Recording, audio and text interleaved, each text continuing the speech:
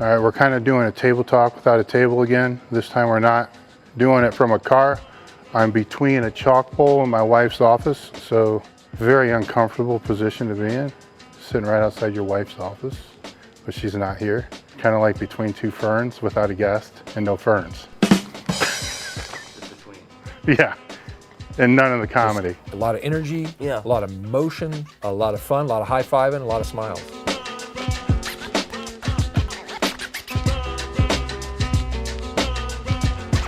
What we're going to do here is we're going to circle back through the Fixing Dave Tate project. I had a lot of questions that were asked throughout the series that I never really addressed that were specific to my end or just behind the scenes type of things.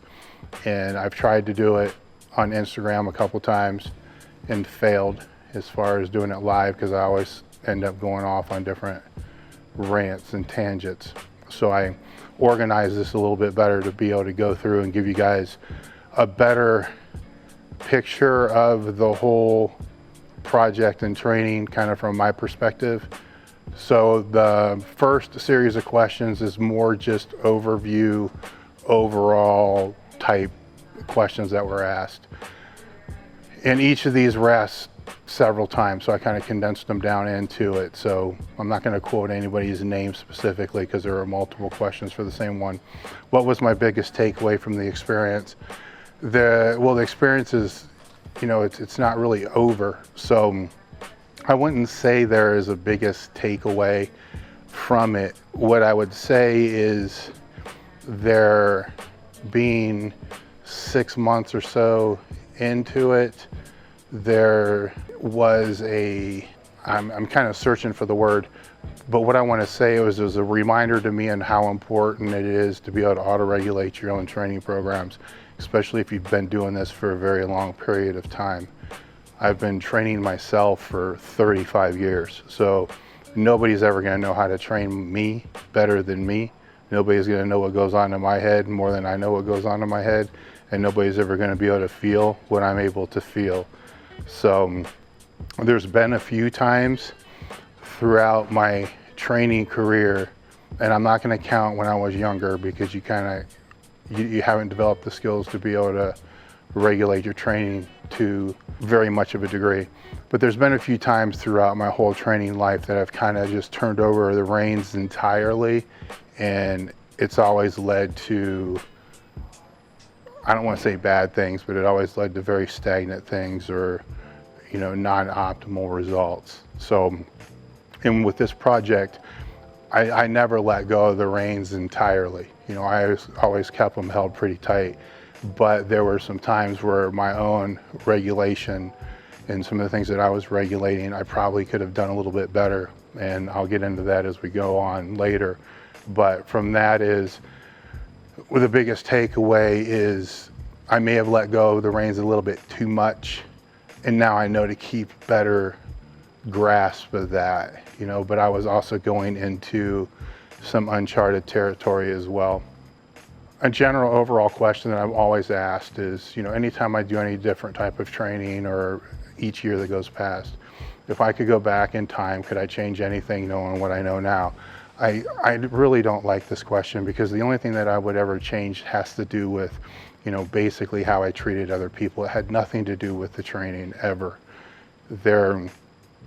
I always learned from the best people I could learn from. I always tried to stay ahead of the curve when it came to my own training. I always tried to stay ahead of the curve when it came to recovery and restoration.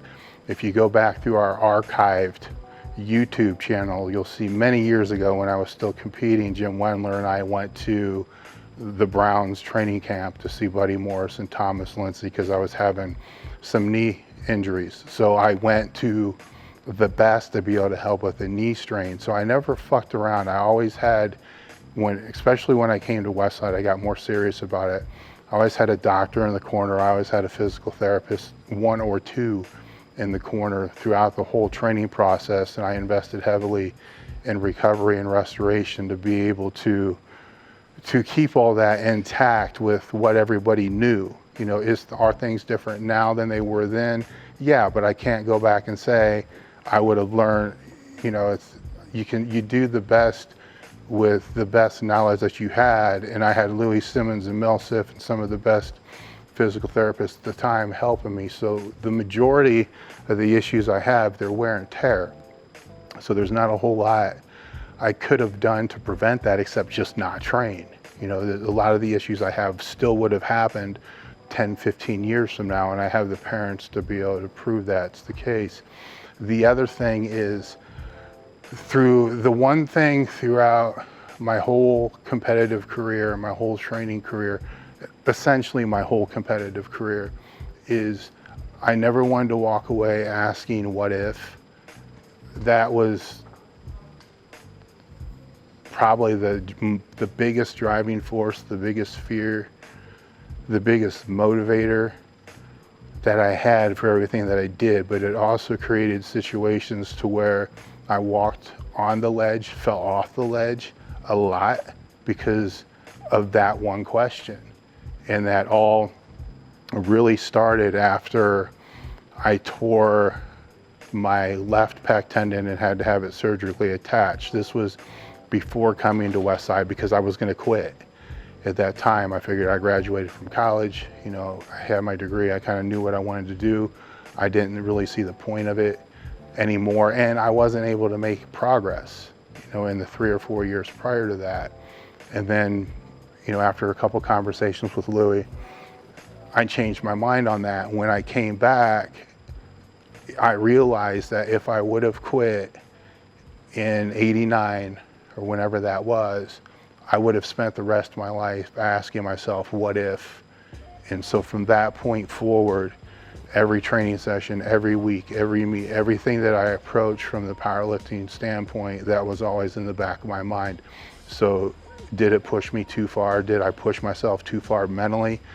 More than what I could physically handle because of that? Most definitely I did. But when it was all over and I walked away from the sport, I'm not asking what if. So I would not change that for the world, because if I was sitting here now asking myself, what if I would have tried this? What if I would have done that? What if I would have done that? I wouldn't be able to live with myself with that. So that's why I wouldn't change anything from that perspective. What was the main goal of it? Trying to live pain-free. That's another one about that. What was the main goal of it?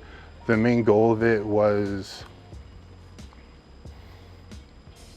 it's a good question, because 2017 was not a good year as far as my health went. So the main goal of it was just to get back to the starting line, get back to a baseline.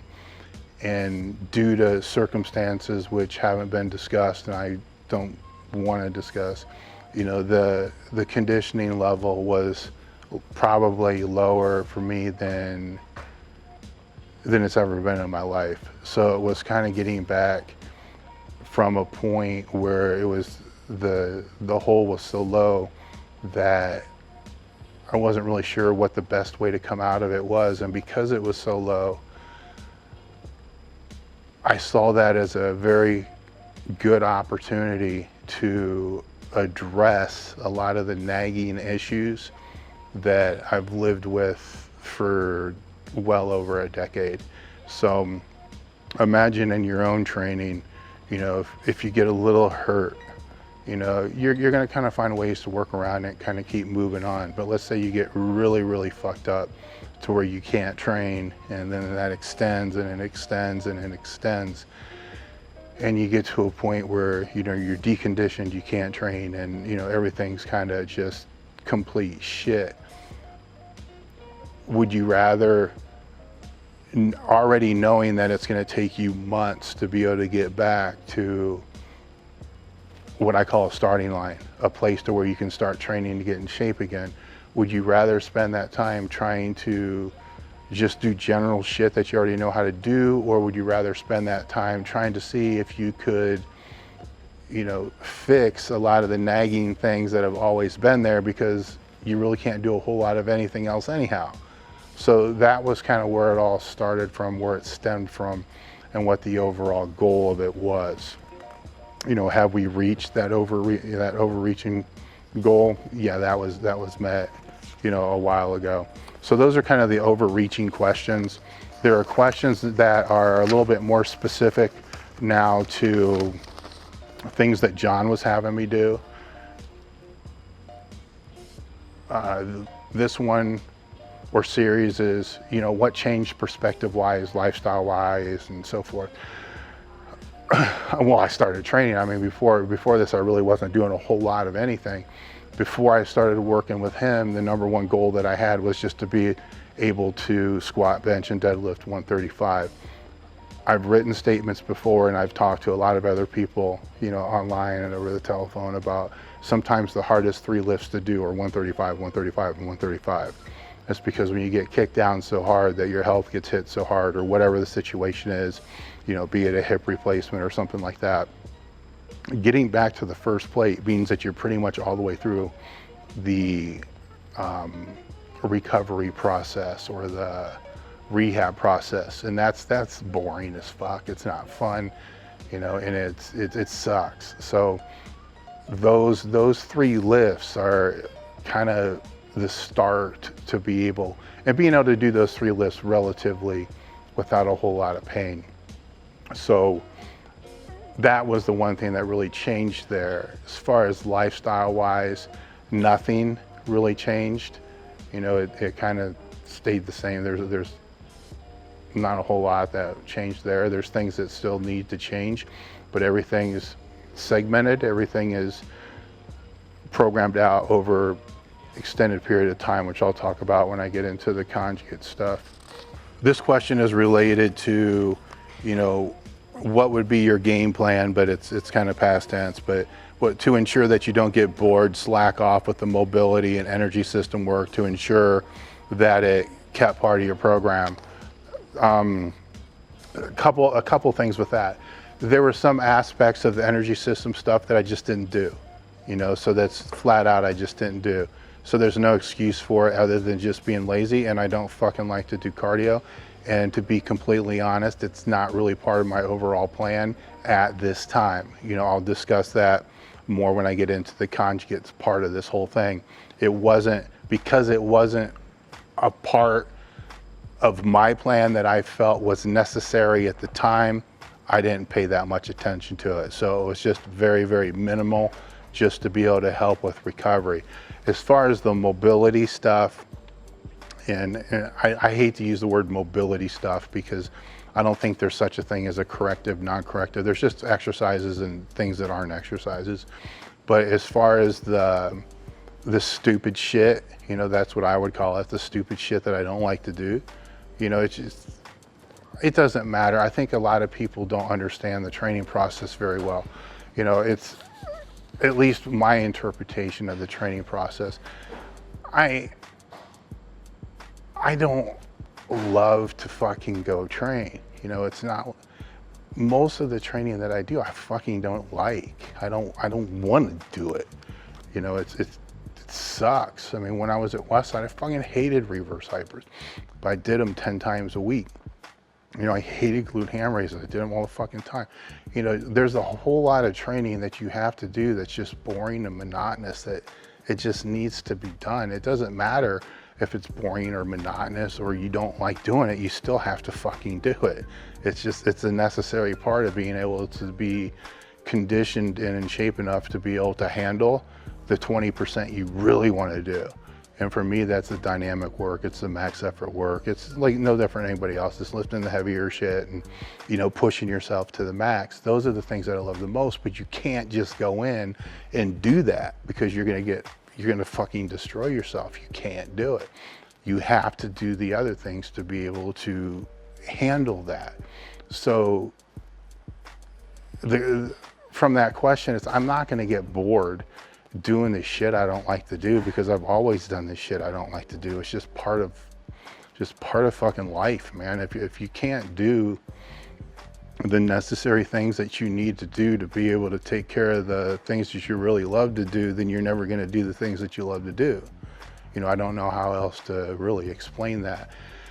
Now, if there's something that I absolutely fucking hate, I've made this statement probably 1,000 times in my life since going all the way back to when I was a personal trainer. If there's a client or there's a person that just feels stupid or they just don't like doing the exercise, then find an alternate exercise that does the same thing. Anybody that says there's no exercise that's going to be able to do the same thing either sucks as a coach, they suck as a trainer, or they don't know what the fuck they're talking about. There's always alternatives for everything that may not be the most optimal, but there's always alternatives. Maybe it takes a couple movements to do the same thing as that one movement, but there's always fucking alternatives. So if it's something that I absolutely hated to do, I just didn't do it, and I found the alternatives to do to be able to accomplish the same overreaching objective. Do the protocols allow you to get more range of motion in the shoulder, and is it enough to get under a squat bar? No, that was never part of the goal. Another thing that I think a lot of people have kind of lost sight of here is I have osteoarthritis, and it's aggressive, it's bad.